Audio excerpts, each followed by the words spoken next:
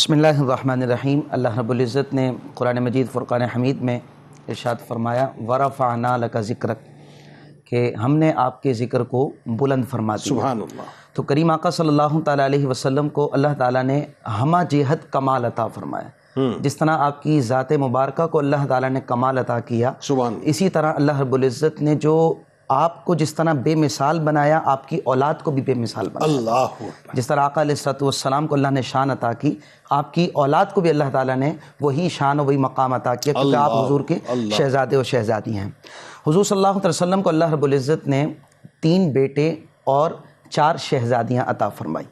سب سے پہلے کریم آقا صلی اللہ علیہ وسلم کے شہزادے ہیں جن کو حضرت قاسم کہا جاتا ہے، اور یہ حضور صلی اللہ علیہ وسلم کی اعلان نبوت سے قبل آپ تشریف لائے، یعنی آپ جو ہے دنیا میں آئے اور اعلان نبوت سے قبل ہی آپ کا وصال ہو گیا۔ انہی کی نسبت سے آقا علیہ السلام کی کنیت ہے ابو القاسم۔ سبحان۔ دوسرے شہزادے جن کا ماشاءاللہ ابھی قبلہ شاہ صاحب بہت خوبصورت انداز میں تذکرہ کر رہے تھے، حضرت سیدنا عبداللہ، آپ رضی اللہ تعالیٰ عنہ حضور صلی اللہ تعالیٰ علیہ وسلم کے اعلان نبوت کے بعد اس دنیا میں جو ہے آپ تشریف لائے، اور انتہائی مختصر وقت میں آپ کا بھی وصال ہو گیا۔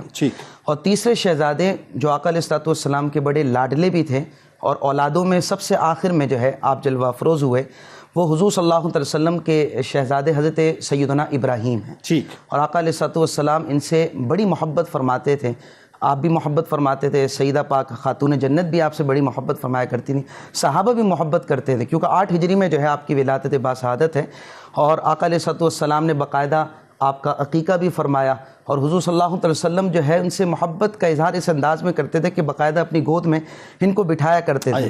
لیکن آپ کا وصال ظاہری بھی جو ہے حضور صلی اللہ علیہ وسلم کی زندگی مبارکہ کے اندر ہوا، یہاں تک کہ حضرت ابراہیم کا میں خاص ذکر کرنا چاہوں گا کہ آپ کے وصال پر سورج گرہن ہو گیا تھا، جس پر یہ تاثر پیش کیا گیا کہ شاید حضرت ابراہیم کے وصال پر جو ہے کہ سورج گرہن ہوا ہے۔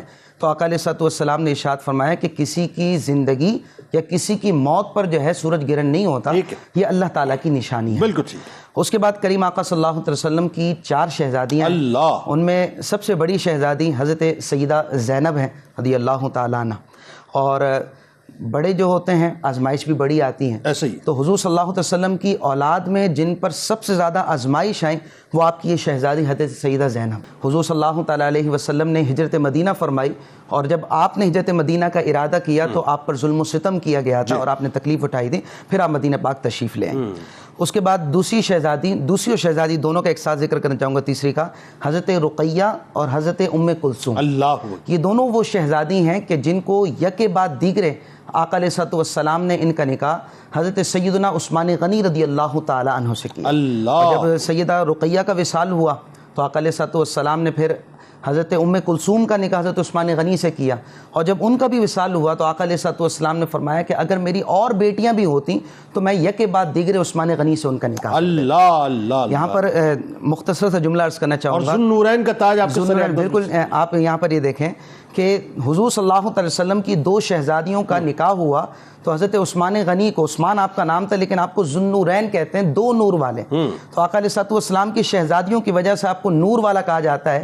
تو جب آپ کی یہ شان ہے کہ شہزادیوں کی وجہ سے آپ کو ذوالنورین کہتے ہیں تو آپ خود سوچیں کہ کریم آقا صلی اللہ علیہ وسلم نور والے سرکار کا کیا عالم ہے۔ اور آقا علیہ السلام کی جو سب سے آخری شہزادی، سب سے لاڈلی شہزادی، سیدہ طیبہ عابدہ زاہدہ حضرت فاطمہ الزہرا رضی اللہ تعالیٰ عنہ، آپ کی ذات مبارکہ کی کیا بات کریں، مختصر انداز میں 2 بات ذکر کرنا چاہوں گا۔ ایک یہ، حضور آپ سے بڑا پیار کرتے تھے، لاڈلی تھیں، چھوٹی بیٹی تھیں، تو آقا علیہ السلام نے صحابہ میں جو سب سے لاڈلے صحابی تھے ان سے آپ کا نکاح کر دیا۔ اللہ اکبر۔ مولا کائنات حضرت سیدنا علی المرتضی شیر خدا رضی اللہ تعالیٰ عنہ۔ دوسری طرف آقا علیہ السلام کی شہزادی کا اگر آپ مقام دیکھیں تو آقا علیہ السلام جہاں موجود ہوں صحابہ آپ کے لیے کھڑے ہو جائیں، صحابہ کو آپ کا استقبال کریں، لیکن خاتون جنت وہ تھیں کہ جہاں آپ آ جاتی آقا علیہ السلام اپنے مجلس سے جو کھڑے ہو جایا کرتے، اور صرف کھڑے نہیں ہوتے تھے، آقا علیہ السلام اپنی بیٹی کی پیشانی کو چومتے تھے، اور جہاں خود موجود ہوتے تھے اپنی مسند پر آقا علیہ السلام اپنی شہزادی کو بٹھایا۔ اچھا، علامہ صاحب چشم فلک نے اس طرح کا منظر کبھی دیکھا ہی نہیں تھا، کبھی دیکھا نہیں اور نہ دیکھے گی۔ آپ دیکھیے کہ مطلب میں صرف ایک پہلو اگر میں چاہتا ہوں اس پہ ذرا تبصرہ فرمائیے. یہ کیسی محبت تھی کہ سرکار علیہ السلام جو آخری مبارک چہرہ مدینہ پاک سے نکلتے ہوئے اپنی آنکھوں میں چشمان مبارک میں بسا کے جاتے تھے وہ سیدہ پاک کا ہوتا, اور پہلا چہرہ مدینہ پاک لوٹ کر جو بسایا کرتے تھے چشمان مبارک میں وہ سیدہ پاک کا ہوا کرتا تھا. یہاں پر حضرت جنید بھائی یہ بھی دیکھیں کہ آقا علیہ الصلوۃ والسلام نے اپنی بیٹی سے محبت کر کے عرب کے لوگوں کو بتا بھی دیا کہ بیٹی اللہ تعالیٰ کی طرف سے جو ہے وہ نعمت ہوتی ہے, اس کو زحمت مت سمجھو. اسی لیے آقا علیہ الصلوۃ والسلام جب جا رہے ہوتے تھے تو سب سے آخر میں اپنی شہزادی سے ملتے تھے, اور جب آ رہے ہوتے تھے سب سے پہلے اپنی شہزادی سے ملتے تھے.